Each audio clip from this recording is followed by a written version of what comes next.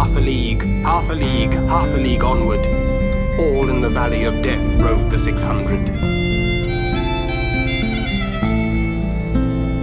Forward the light brigade, charge for the guns, he said. Into the valley of death rode the 600. Half a league, half a league, half a league onward. All in the valley of death rode the 600. Forward the light brigade, charge for the guns, he Forward said. the light brigade. Into the valley of Was death there a man dismayed? rode the 600. Not though the soldier knew someone had blundered. Theirs not to make reply. Forward Theirs the light not to reason brigade, why. was there a Theirs man not to do dismayed? but Not die. though the soldier knew someone had Into the blundered. valley of death. There's not The to 600. make reply, there's not to reason why, there's but to do and die. Into Cannon to the right of valley them, of cannon death to the left of them, rode the cannon in front of them 600. volleyed and thundered. Stormed at with shot and shell, boldly they rode To and well. right of them, Into the cannon jaws of death, to left into of the them, mouth of hell. cannon in front of them, Rode the volleyed 600. and thundered. Stormed at with shot and shell, boldly they rode and Flash well. all their sabres Into bare, the flashed jaws as they of turned in air, death. sabring the gunners there, charging an army while Into the all the mouth world of wondered. hell rode the 600. Plunged in the battery smoke, right through the line they broke. Cossack and Russian Flashed gleamed all from the their sabres' sabres shattered there, and sundered. flashed as they turned in air, sabering the guns. Crimea युद्ध ने eastern question का एक नया अध्याय प्रारंभ किया। यह 19वीं शताब्दी में होने वाले अति महत्वपूर्ण राजनीतिक घटनाक्रम की प्रस्तावना था। पुनः रूस की महत्वाकांक्षा ने ईस्टर्न क्वेश्चन को अनावृत किया और यूरोप को युद्ध के दहाने में झोंक दिया। रूस ब्लैक सी और उसके जलडमरू मध्य के नियंत्रण पर उतारू था। वह स्वयं को बाइजेंटाइन साम्राज्य का ऐतिहासिक उत्तराधिकारी मानता था। रूस का जार ऑर्थोडॉक्स क्रिश्चियन चर्च का संरक्षक भी था। ऑटोमन साम्राज्य के बहुसंख्यक क्रिश्चियन इसी चर्च के अनुयायी थे। सेंट सोफिया पर क्रिश्चियन क्रॉस को स्थापित करना जार का राजनीतिक मिशन था। तुर्की साम्राज्य की कीमत पर स्वयं संवर्धन की रूस की महत्वाकांक्षा ईस्टर्न क्वेश्चन का सतत कारक रही। जार निकोलस तुर्की साम्राज्य के विघटन को लेकर पूर्णतः आश्वस्त था। उसने तुर्की को यूरोप का सिक मैन घोषित कर दिया, जिसकी कभी भी अचानक मृत्यु हो सकती थी। 1853 में सेंट पीटर्सबर्ग में ब्रिटिश राजदूत सर हैमिल्टन सीमोर से वार्ता के दौरान जार ने ऑटोमन साम्राज्य के बंटवारे का प्रस्ताव रखा। ब्रिटेन को इजिप्ट और क्रीट मिलेगा और रूस कॉन्स्टेंटिनोपल को गैरमालिकाना तौर पर कब्जा लेगा। ब्रिटेन ने शिष्टतापूर्वक लेकिन दृढ़ता से प्रस्ताव को खारिज कर दिया।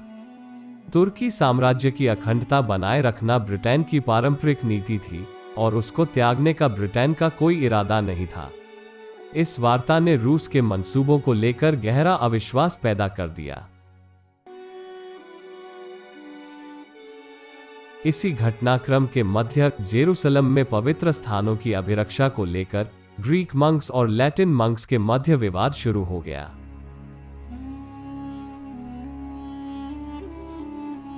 (1740) के समर्पण पत्र के अनुसार लैटिन मंक्स को फ्रांस का संरक्षण प्राप्त था। लेकिन क्रांति के दिनों में फ्रांस का ध्यान लैटिन मंक्स के मामलों से हट गया था। ग्रीक मंक्स ने लैटिन मंक्स के अधिकारों पर अतिक्रमण कर लिया था। फ्रांस के सम्राट नेपोलियन III ने लैटिन मंक्स के मुद्दे को उठाया और उनके अधिकारों की पूर्णता बहाली की मांग रखी। कुछ समय पश्चात तुर्की ने फ्रांस की मांग स्वीकार कर ली। जार निकोलस ने तुरंत अपना समर्थन ग्रीक मंक्स के पक्ष में रखा और लैटिन मंक्स को दी गई रियायतों को खारिज करने के मांग प्रस्तुत कर दी। तुर्की ने समझौते का प्रयास किया, जो कि ना ही फ्रांस ना रूस को संतुष्ट कर सका। वास्तव में दोनों देश सुलह चाहते ही नहीं थे। लैटिन मंक्स का मुद्दा फ्रांस के पादरी वर्ग को आकृष्ट करता था, जिनके समर्थन पर नेपोलियन III कायम था।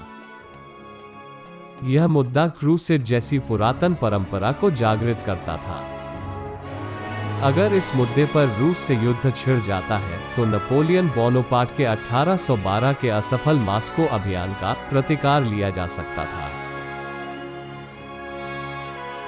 रूस ने मार्च 1853 में अपने उच्चतम ग्रैंडी प्रिंस मेन्शिकोव को विशेष प्रतिनिधि के रूप में कॉन्स्टेंटिनोपल रवाना कर संपूर्ण यूरोप को चौंका दिया। उसने पवित्र स्थानों को लेकर संपूर्ण आश्वासन की मांग रखी। इसके अतिरिक्त वह तुर्की साम्राज्य के समस्त ऑर्थोडॉक्स क्रिश्चियंस पर जार का परोक्ष संरक्षण चाहता था। यह दावा 1774 की कुजुक-कैनर्जी संधि पर आधारित था। इन मांगों ने मुद्दे को अलग ही धरातल पर ला खड़ा किया। ईस्टर्न क्वेश्चन पुनः खुल गया था। कॉन्स्टेंटिनोपल में ब्रिटिश राजदूत लॉर्ड स्टैफर्ड द रेडक्लिफ रूस की खतरनाक महत्वाकांक्षा को लेकर आशंकित था। उसने उत्कृष्ट कौशल से दोनों मसलों को पृथक किया। उसने तुर्की को राजी किया कि पवित्र स्थानों को लेकर रूस की मांग स्वीकार कर ले और ऑर्थोडॉक्स क्रिश्चियन के संरक्षण संबंधी मांग को खारिज कर दे। परिणामस्वरूप आवेशित प्रिंस मेन्शिकोव और रूसी दूतावास का समस्त अमला कॉन्स्टेंटिनोपल से कूच कर गया। 21 जुलाई 1853 को रूसी सेना ने प्रूट दरिया को पार कर डैन्यूबियन रियासत वॉलेचिया और मोल्डेविया पर कब्जा कर लिया। रूस ने घोषित किया कि यह युद्धात्मक कार्यवाही नहीं, वरन जायज मांगों को मनवाने के लिए भौतिक गारंटी है। यूरोपियन ग्रेट पावर्स ने वियना में मंत्रणाएं प्रारंभ कर दी, जिसका परिणाम था वियना नोट। इस नोट को 4 European great powers Britain, France, Austria और प्रशिया का समर्थन हासिल था।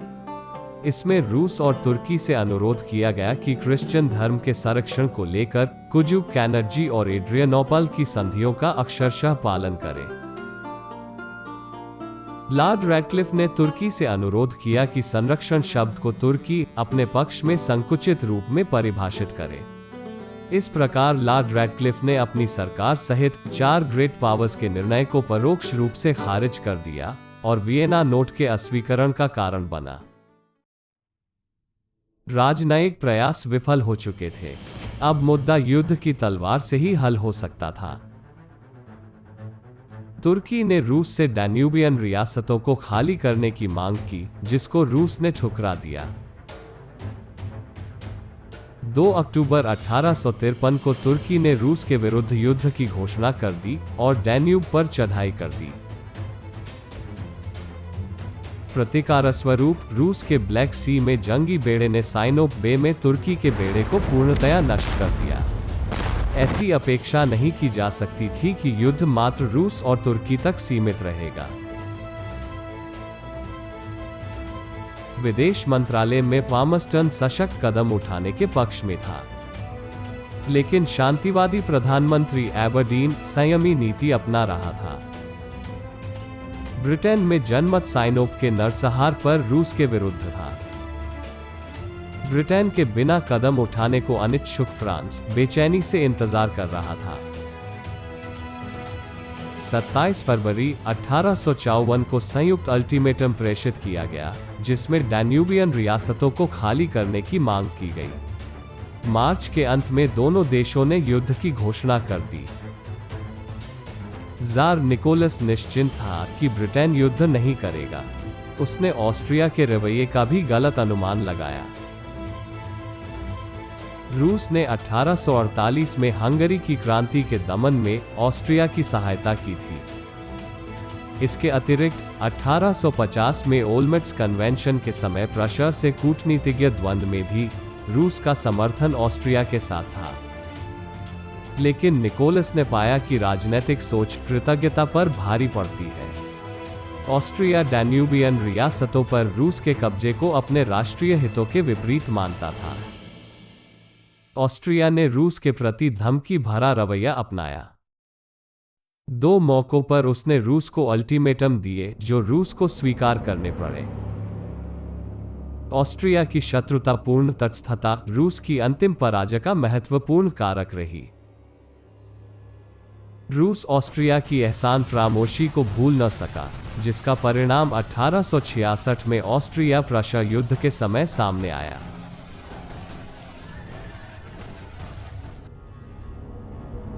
जो ऑस्ट्रिया ने खोया वो प्रशा ने पाया।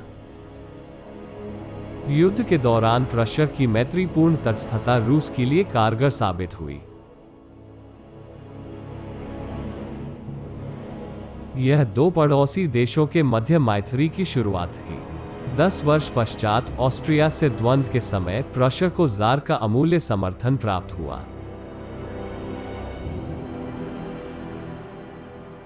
1855 में सार्डिनिया पीडमोंट भी युद्ध में शामिल हुआ। सार्डिनिया पीडमोंट को ईस्टर्न क्वेश्चन में कोई रुचि नहीं थी। फ्रांस से गठबंधन मजबूत करने के लिए उसने 15,000 का सैन्य दस्ता भेजा, ताकि इटली के एकीकरण में फ्रांस का समर्थन मिल सके और विक्टर इमैनुअल रोम का शासक बने।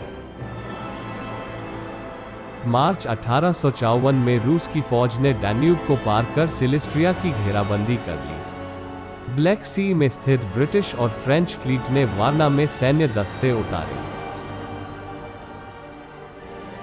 ओमर पाशा ने कुशलता से तुर्की प्रतिरक्षा का नेतृत्व किया।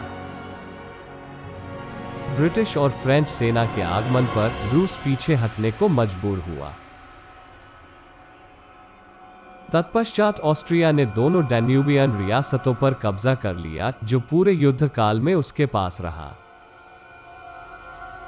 रूस की कमजोर स्थिति भांपकर मित्र राष्ट्रों ने रूस के समक्ष 4 मांगे रखी, जिनको 4 पॉइंट्स कहा गया। रूस डैन्यूबियन रियासतों पर अपने संरक्षण का त्याग करेगा।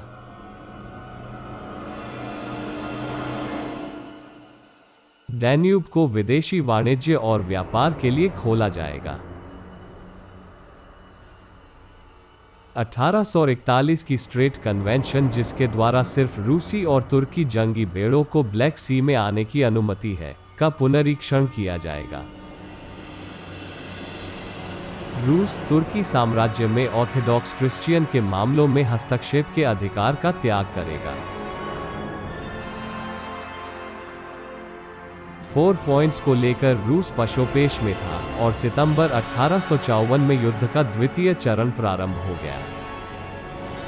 मित्र राष्ट्रों का विचार था कि रूसी शक्ति को पंगु करना आवश्यक है, ताकि भविष्य में रूस तुर्की के लिए खतरा ना बन सके।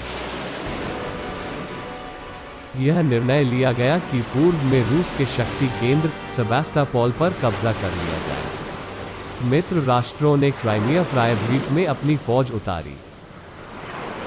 सितंबर 1854 में एल्मा बैटल में रूस को पराजित हो पीछे हटना पड़ा।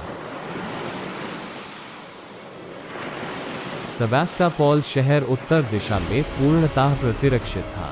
यह देखकर मित्र राष्ट्रों की सेना दक्षिण पूर्व की ओर कूच कर गई।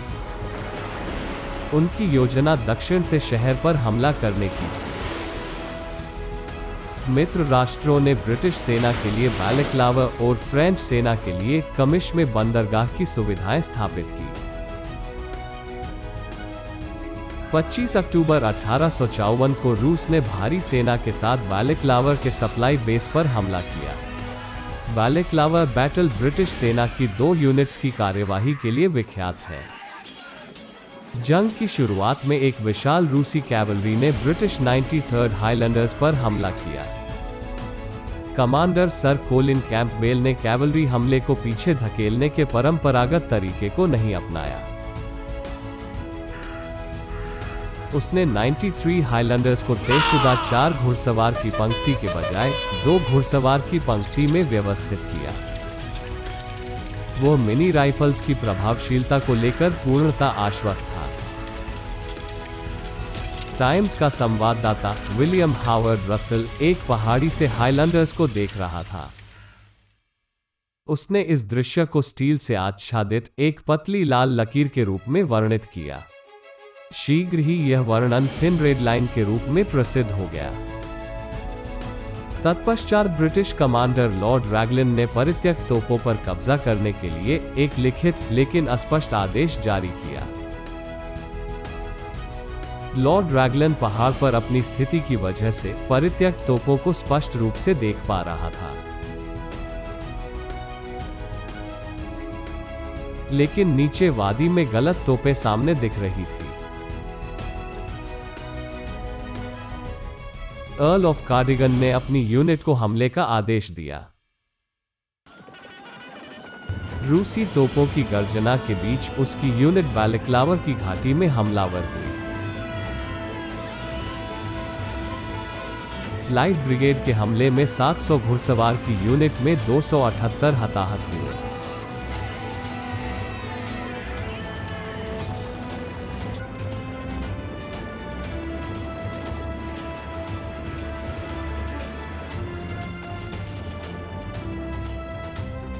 लाइट ब्रिगेड के हमले को लॉर्ड अल्फ्रेड टेनिसन ने अपनी प्रसिद्ध कविता charge of the light brigade में अमर कर दिया। सैनिक और रसद की कमी की वजह से ब्रिटिश और फ्रेंच बैलेक्लावर बैटल की सफलता को भुना नहीं पाए। 5 नवंबर 1854 को सेबास्टोपोल की घेराबंदी उठाने के लिए रूस फौज ने हमला किया। इनका मन का युद्ध बैलेक्लावर से अधिक रक्तरंजित और भयावह था। इसमें भी मित्र देशों की विजय हुई। मित्र राष्ट्र सेबास्टोपोल पर कब्जा नहीं कर सके और क्राइमिया की कड़ाके की शीत ऋतु आ पहुंची। फ्लोरेंस नाइटिंगेल ने स्कटरी में अपने अप्रतिम मेडिकल संगठन की स्थापना की।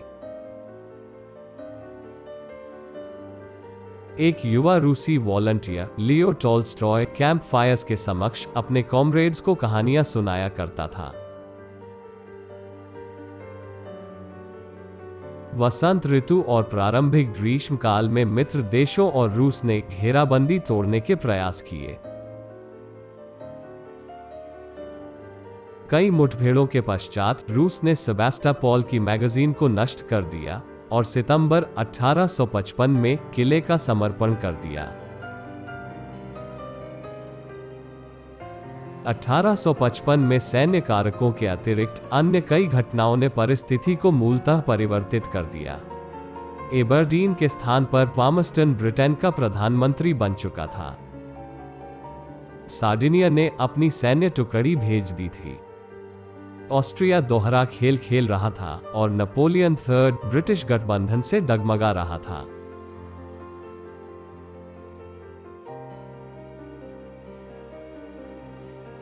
सबसे महत्वपूर्ण घटना थी फरवरी 1855 में जार निकोलस की मृत्यु।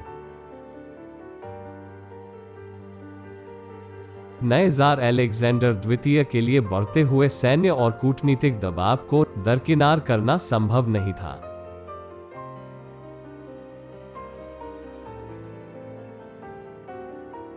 अर्मेनिया में काज के किले पर रूस की विजय ने कम शर्मनाक समर्पण की राह हमवार कर दी।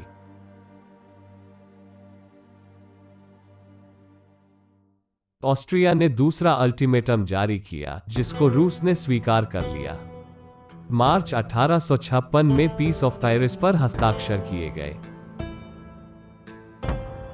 रूस ने डैन्यूबियन रियासत वॉलेचियर और मोल्डोविया पर संरक्षण खो दिया। इनको तुर्की के आधिपत्य और ग्रेट पावर्स की सामूहिक गारंटी में स्वशासित राज्य बनाया गया। रूस ने तुर्की साम्राज्य के ऑर्थोडॉक्स क्रिश्चियंस पर संरक्षण के अधिकार को त्याग दिया।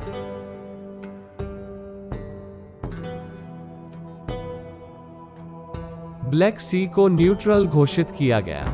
रूस और अन्य ग्रेट पावर्स के जंगी जहाज ब्लैक सी में प्रतिबंधित कर दिए गए। किसी को भी ब्लैक सी और उसके तटों पर असलाह रखने की अनुमति नहीं दी गई। डैन्यूब का अंतर्राष्ट्रीयकरण कर दिया गया और नौपरिवहन सभी राष्ट्रों के लिए खोल दिया गया। दक्षिणी बेसरबिया रूस से अलग कर रूस के सीमांत क्षेत्र को पीछे धकेल दिया गया।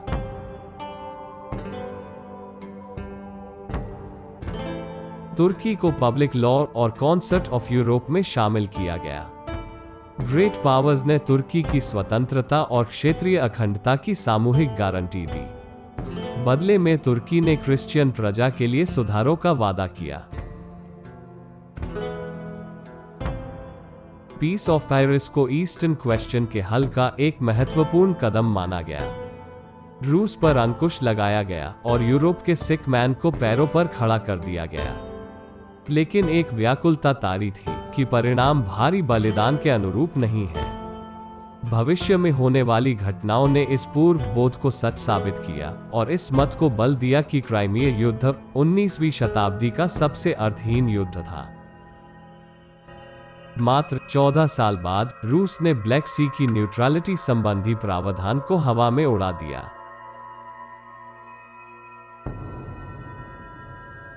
(1878) में रूस ने बेसरबिया को पुनः प्राप्त कर क्राइमिया के अपमान को धो डाला।